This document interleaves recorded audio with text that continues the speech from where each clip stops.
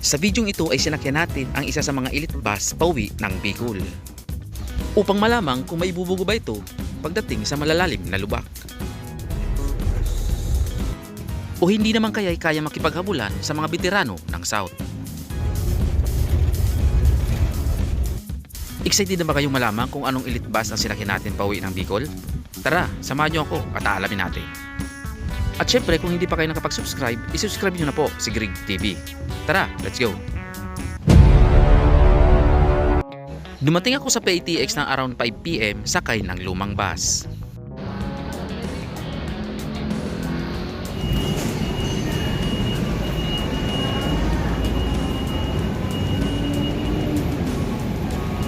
At pagkapasok nga natin ng terminal, ay pupunta tayo ng second floor.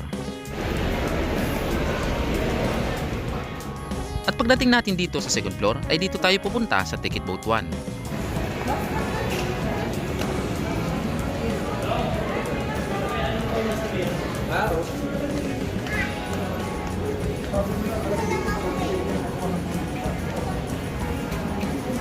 At habang papunta tayo sa Ticket Boat, may dalawang poste naman na nakaharang.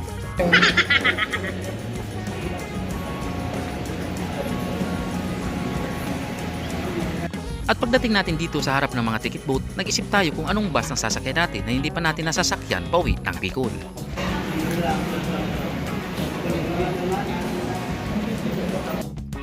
At maya-maya nga ay nakita natin itong Kagsawa Travel and Tours. Dahil hindi pa nga natin nasasakyan ang mga bus na ito, kaya ito na ang kinuha natin. At dito nga ay nakakuha na tayo ng ticket. At ang naging pamasahe natin dito ay 1,500.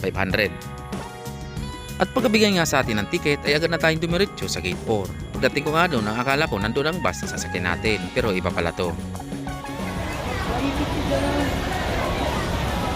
At sa ilang minutong ang paghintay natin ay may dumating na isang bus. Batid ko na ito na yung sasakyan natin.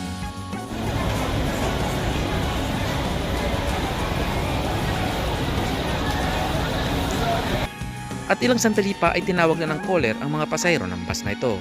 At isa na nga tayo doon. At dito nga ay lumabas na tayo at kasama ko dito yung kapatid ko dahil meron siyang pinadalang gamit. Ha?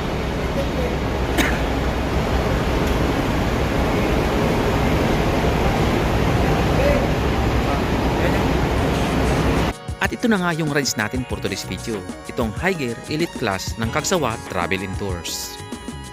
At ikipito ng CCTV, aircon, at naka 2x1 seat configuration. At syempre, meron itong maluwag na legroom. At sad to say lang na wala itong charging port at CR. At pagpatak nga ng 6:30 ay umalis na tayo ang terminal.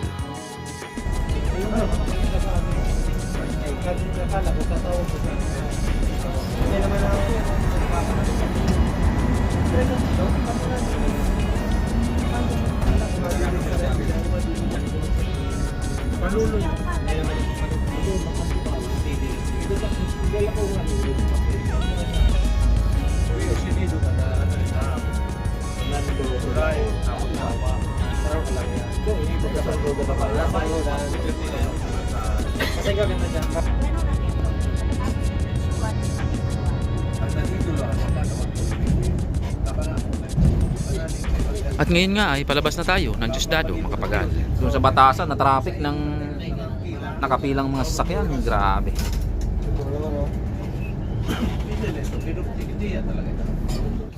From PATX ay dumiretso lang tayo ng Diosdado, Macapagal at nag-U-turn tayo sa B. Almario Avenue. Ngayon ay papunta na tayo ng Skyway.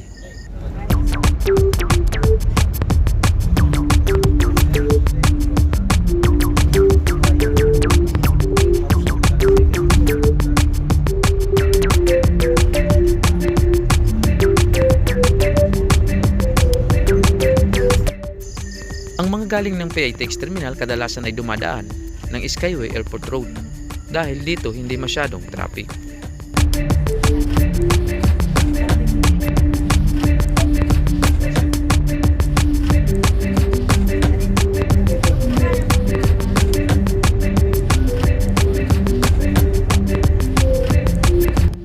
Ang mga sasakyan na papunta ng Terminal 3 ay kailangan sa kanan. Dahil tayo ay papunta tayo ng Bicol, kailangan sa kaliwa tayo.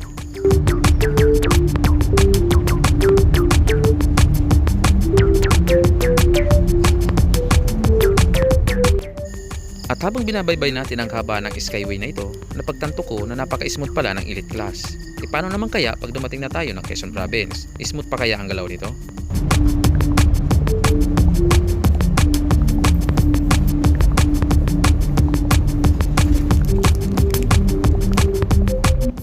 At sa mahigit isang oras na biyahe natin galing ng PITX Terminal, ngayon ay nakarating na tayo sa Expressway.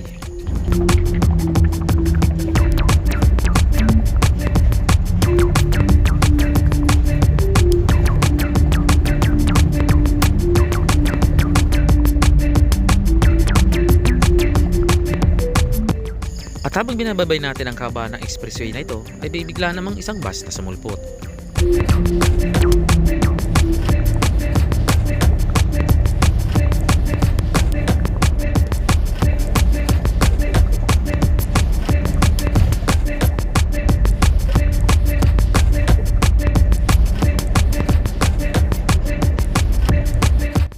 At habang binababay natin ang kaba ng expressway na ito, naisip ko kung anong bus itong nasusundan namin kasi hindi ko nakita yung pangalan.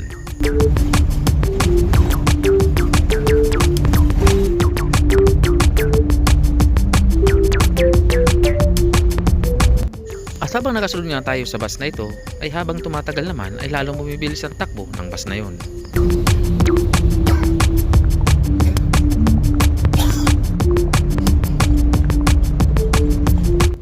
At paglipas nga ng ilang sandali ay muli nating nabutan ang bus na nang iwan sa atin.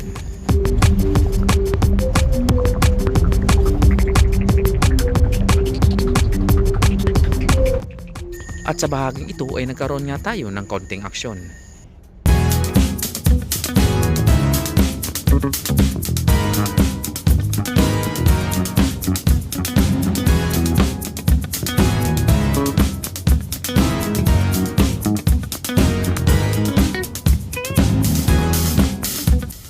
At habang binabaybay natin ang kaba ng kalsadang ito, ilang sandali pa ay kumanan tayo sa Santo Tomas exit.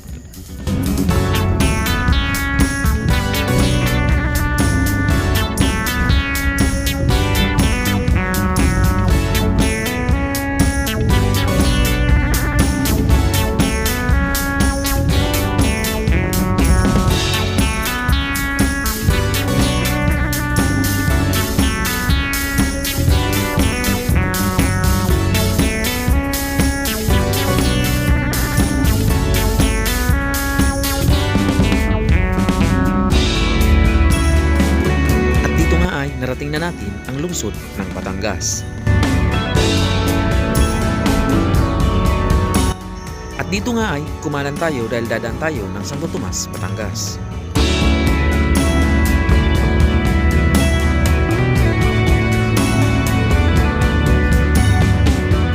At ilang minuto nga nang pumasok tayo ng Batangas City, ay narating na natin ang Santo Tomas proper.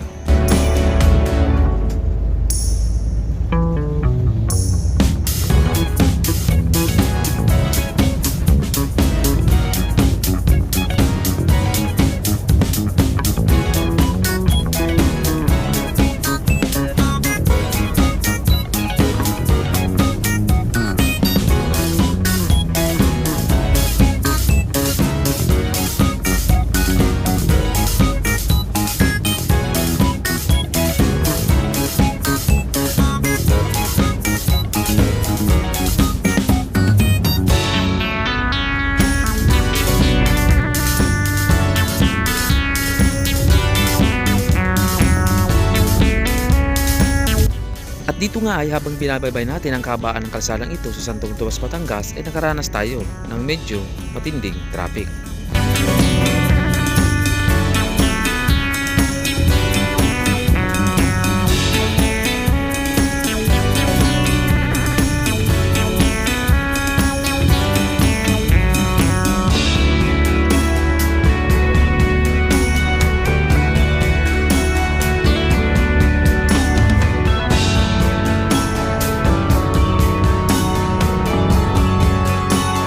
At sa ilang minutong pag-aipit natin sa traffic sa Santo Tomas, Batangas, ngayon ay narating na natin ang San Pablo City.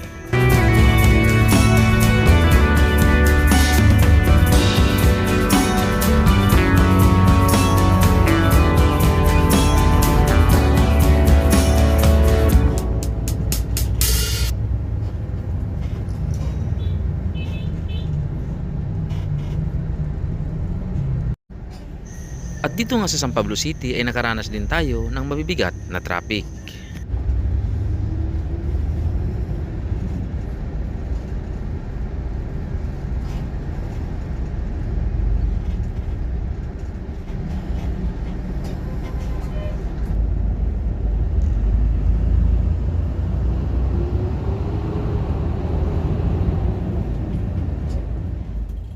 At habang binabaybay natin ang kahaba ng kalsadang ito dito sa San Pablo City, ay magkakaroon tayo dito ng konting aksyon.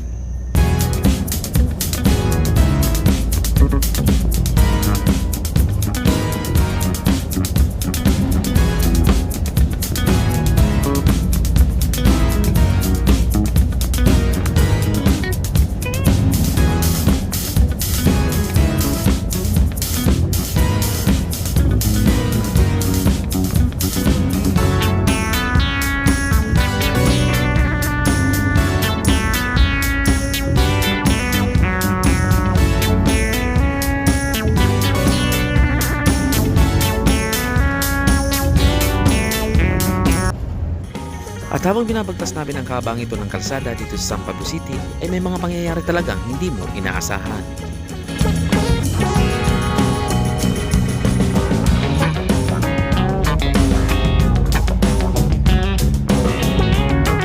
At maya-maya nga ay ito na ang mga sumunod na nangyari.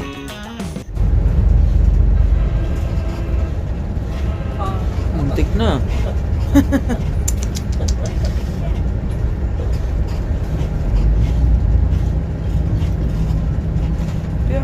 Di yata nakita. At yun na nga ang mga hindi inasahang pangyayari. At sana nga ay hindi man pang-abot ang dalawang driver. Sarangan pa ng truck.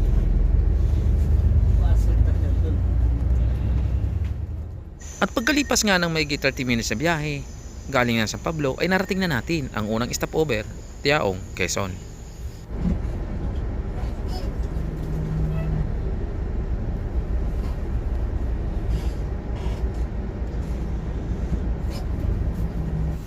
At dito nga ay nabutan rin natin ang ibang bus gaya ng Antonina na paalis na din.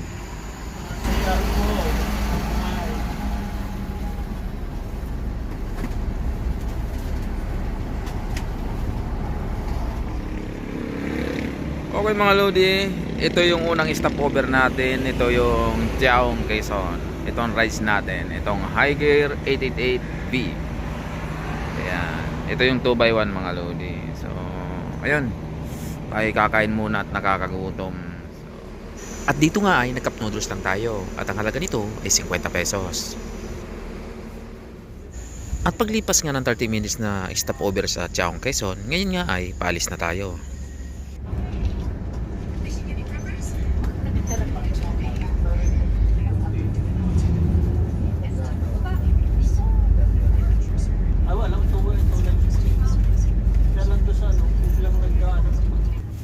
At habang binababay natin ang kahabaan ng Tiaong, Quezon, ay pumibilis na rin ang takbo ng bus nating sinasakyan.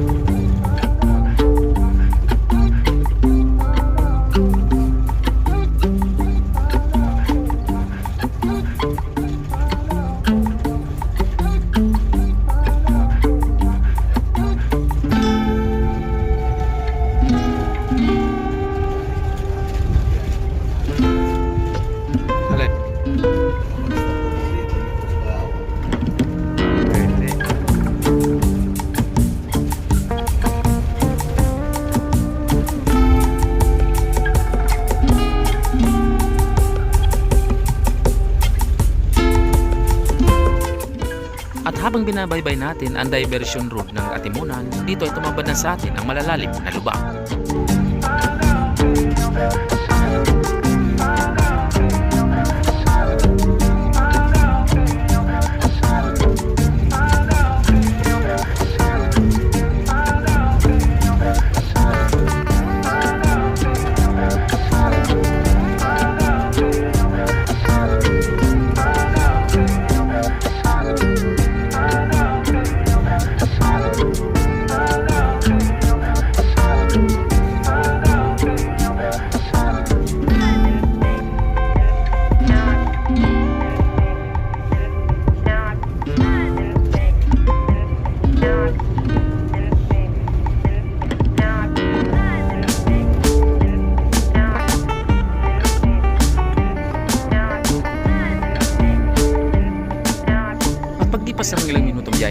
ay narating na natin ang ating town proper.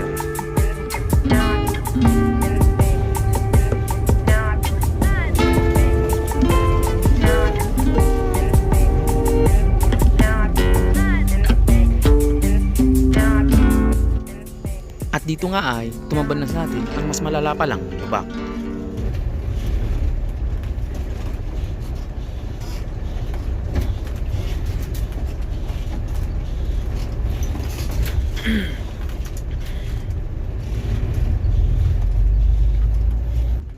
At habang binabaybay natin ang kahabaan ng kalsadang ito dito sa Atimonan, ay napagtanto ko na dito pala ang pinakamalalang mga lubak kaysa sa iba pang kalsada.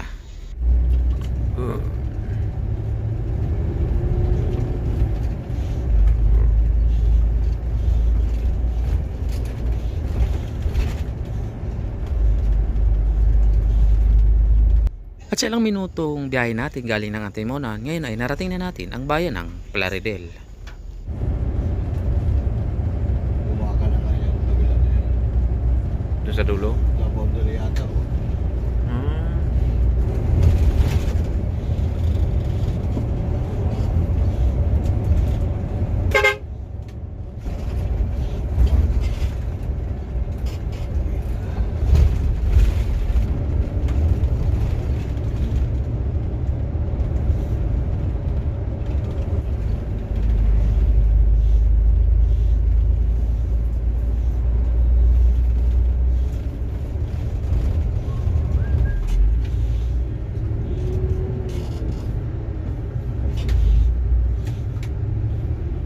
At pagkadaan nga natin sa bayan ng Plaridel, ngayon ay narating na natin ang Gumaka Bypass Road.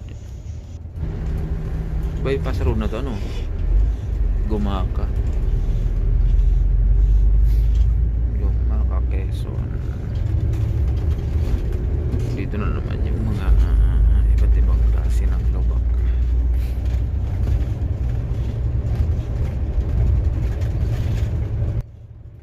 At pagkabasong nga natin dito sa Gumaka Bypass Road, sa banda rito ay meron pang mga ilaw. Pagdating dun sa dulo, malalaman natin kung meron pa bang mga ilaw.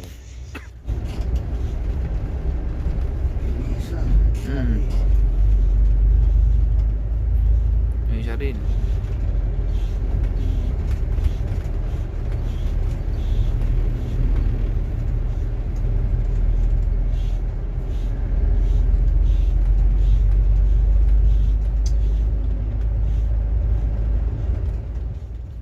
Pagdating nga namin dito sa dulo ay naabutan namin ang 10-wheeler truck na hirap dahil paahon nga ang kalsada.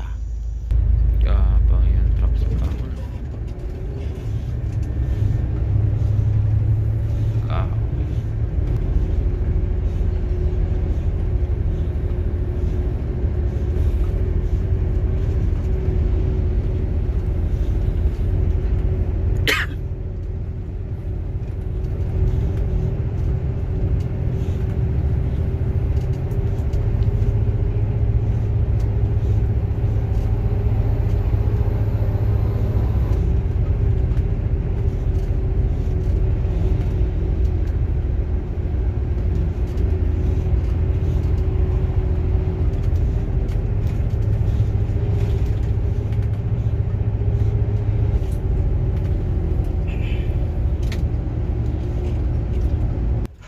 At habang binababay natin ang kahabaan ng Gumaka Bypass Road na ito, ay napagtanto ko na hindi lang paahon o palusong ang mga problema rito. Ngunit ang pakurba-kurbadang daan. Pag mahina yung preno mo, pwede kang bumulusok sa bangin.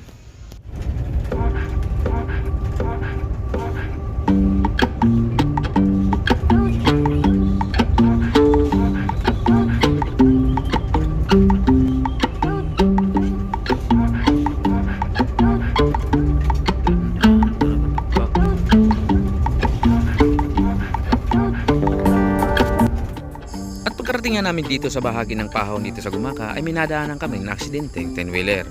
Pero mukhang medyo matagal na to dito.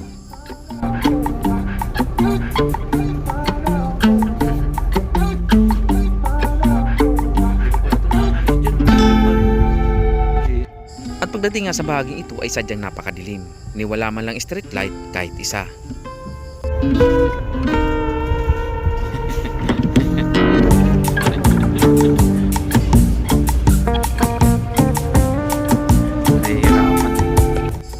pagdating nga dito sa bahaging ito ng paahon ay hirap na ang pinya pransyang ito.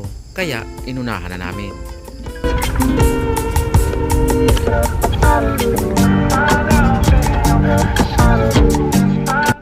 At sa ilang minutong pagkikipagdigma sa Gumaca Bypass Road, ngayon ay nakalabas na tayo.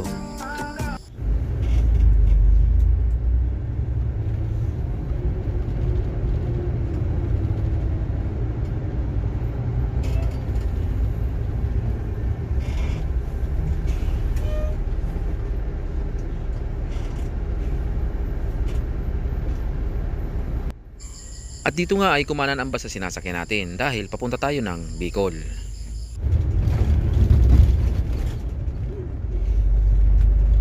Small mo niya rin.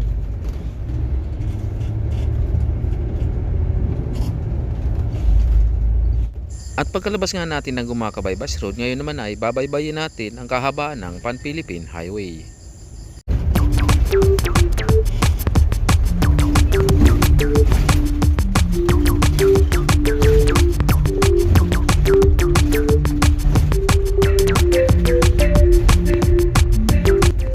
At habang binababay natin ang kahabaan ng Pan-Philippine Highway, ay nakakaranas din tayo dito ng mga bitak at lubak na kalsada.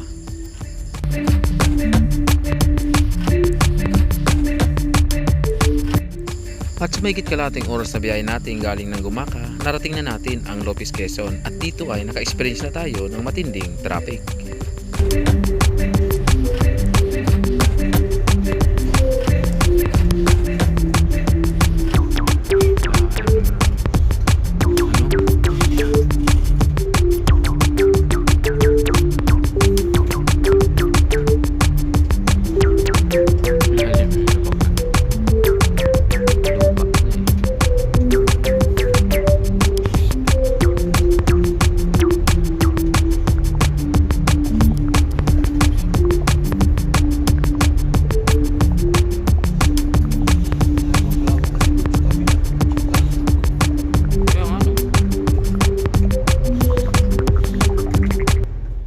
At pagkalampas nga natin sa matinding traffic, ngayon ay minasundan tayong isang Pobis line. Maunahan kaya natin ito?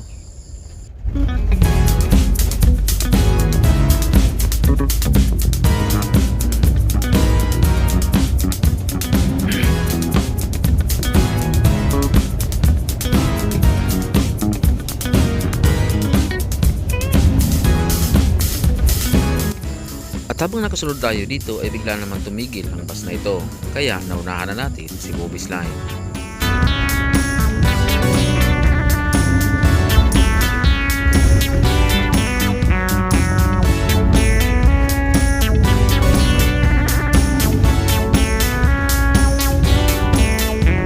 At habang binababay natin ang kahabaan ng Pan-Philippine Highway, ngayon na inarating na natin ang area kung saan may pinakamalalalim na lubak at may kinokonstruksyon na flyover.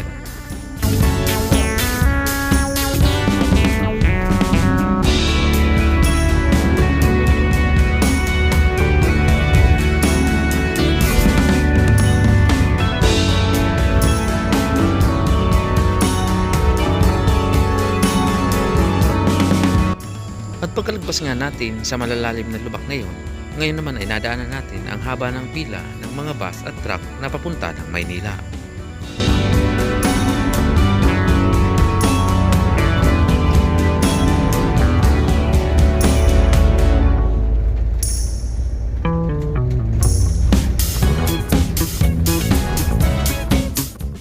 At sa mahigit isang oras sa biyahe natin galing ng Lopez, Quezon, ngayon ay narating na natin ang pangalawang stopover, ang Calauag, Quezon.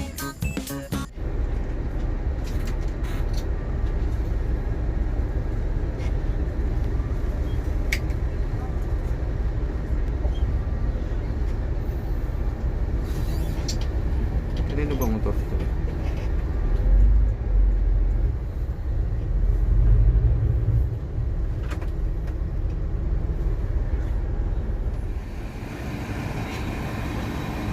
Okay, pangalawang stopover natin mga lodi. Itong Calauag, Quezon. So, nabutan natin dito si Golden Dragon na Navigator, dalawa. Nandun yung isa sa dulo. Saka yung sinakyan natin nasa gitna. So alam ko tatlong stopover to kasi walang CR yung nasakyan natin mga lodi, yung 2x1. Alam ko titigil pa to ng ano, ng Pamplona. So malalaman natin mamaya mga lodi. So tara, snack muna tayo. At pagkatapos nga natin kumain at pagkalipas ng kalahating oras ay umalis na din tayo sa Calawag, Quezon. Pero Tama na ito sa iya sa naman niya. kailan taon na mo ito? Ha? Kailan taon? Mga rin. Kailan magtugan? Duwa. Yaw ko na Kailan Nares na lang. taon na mo ito? Basta gastusan mo. Dahil wala ginagalawig na At habang binabaybay natin ang kahabaan ng kalsadang ito dito sa Calawag, Quezon, mas minabuti kong matulog na muna. Dahil inaantok na ako dahil magkakasunod ang biyahe natin noong mga nakaraang gabi. Dahil natin magpapula. Ang muna ito, akat-akat. Nagtuwa ng sisi.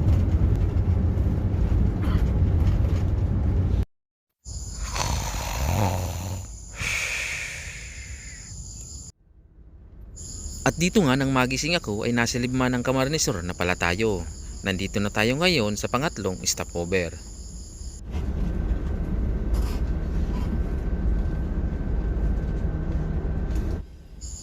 At dito nga ay habang inaayos ng driver ang parking ng bus ng ating sinakyan ay biglang dumating naman ang bagong unit ng Kagsawa.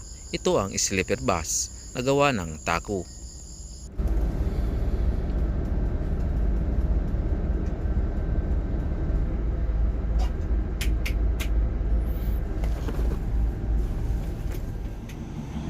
So yun mga lodi, good morning. Pangatlong stopover na natin to. Itong libma ng Camarnesor. Akala ko mag-stop over kaming pangatlo, Pamplona, hindi pala.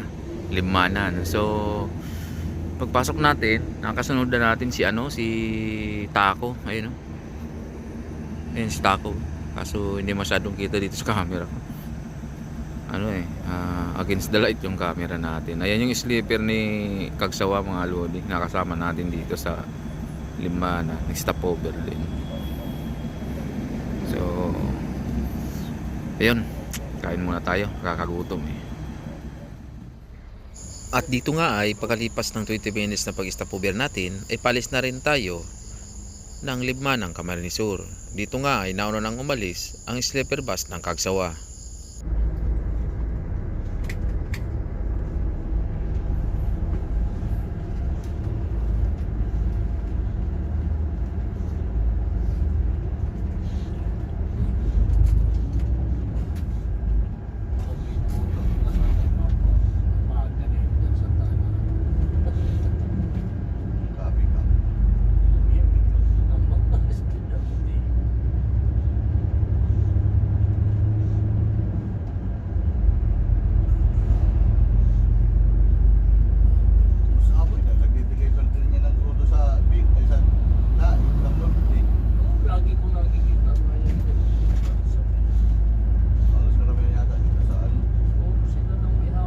At dito nga ay pag-alis namin ng stopover sa Libmanang Camarnesor, mas minabuti kong mag-charge na muna dahil palubat na ang ating cellphone.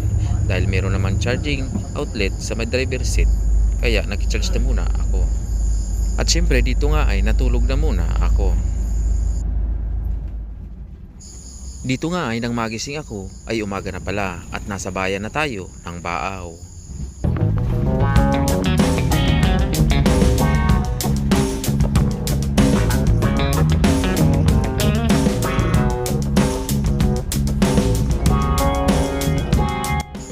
At sa ilang minuto ang biyahe natin galing ng Baaw ay narating na natin ang bayan ng Nabua.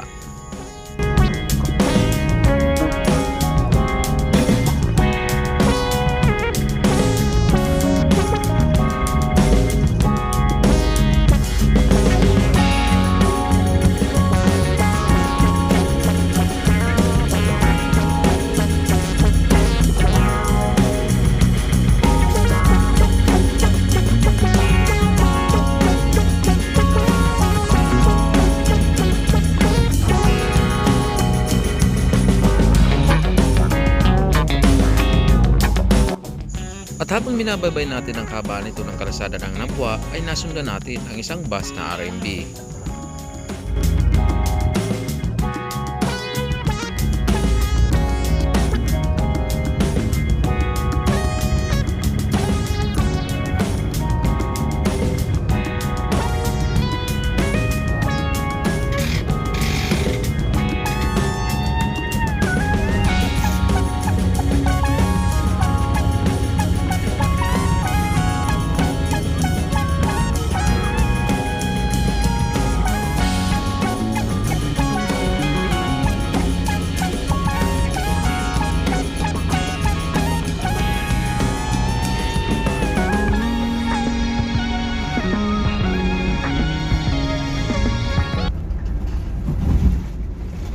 At habang nakasunod tayo sa RMB ito, napapansin ko na palayo na ito ng palayo.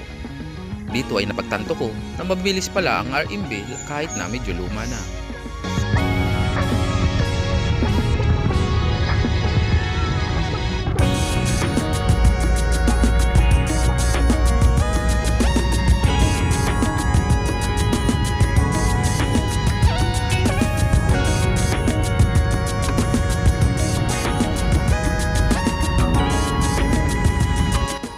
At dito nga ay islang sandali pa ay naabutan na natin ang RMB.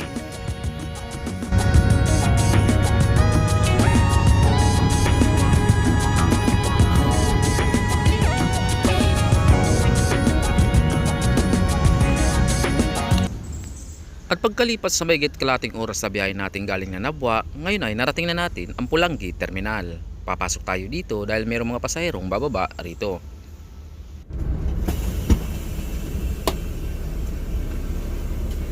Paingin mo lang mo yan. Sige lang. Pulangi Terminal po. Pulangi dyan, pulangi.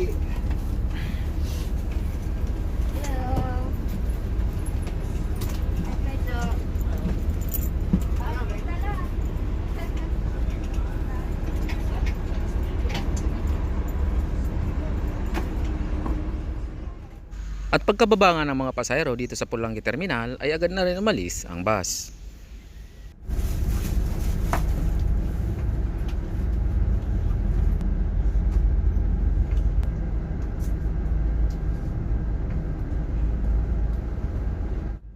Ngayon ay nakalabas na tayo ng Pulangi Terminal at ngayon ay patungo na tayo sa ating destinasyon. Ito ang Legazpi, Albay.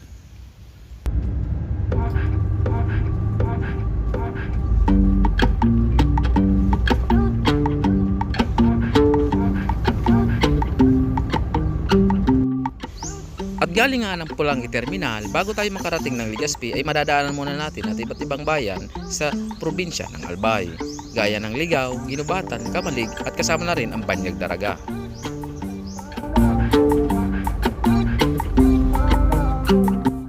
At sa mahigit isang oras sa biyahe natin galing ng Pulangi Terminal ay narating na natin ang Gugun, Legazpi City. At dito nga ay nakasalubong natin ang bagong sleeper bus ng Kagsawa Travel and Tours. Ito nga ang Takop Movie Home.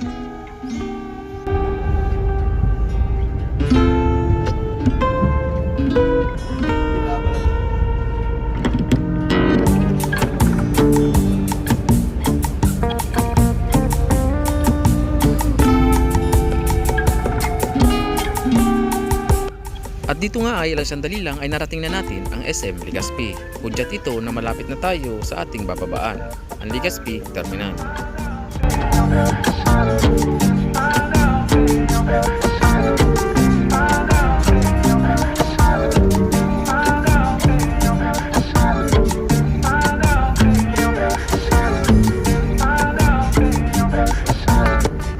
At bago tayo bumaba sa bus na ito, kung bibigyan ko ito ng score, 1 to 10, ang ibibigay ko lang dito ay 7.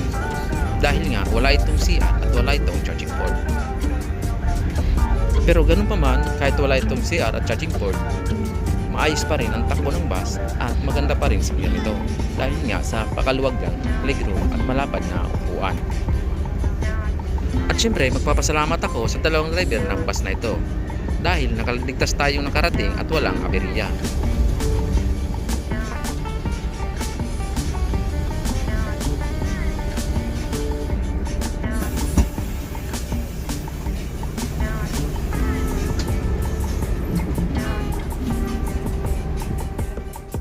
At sa mahigit 15 hours na biyahe natin ay narating na natin ang Legazpi Terminal kung saan ang ating destinasyon. Maraming salamat sa inyong panonood. Hanggang sa muli!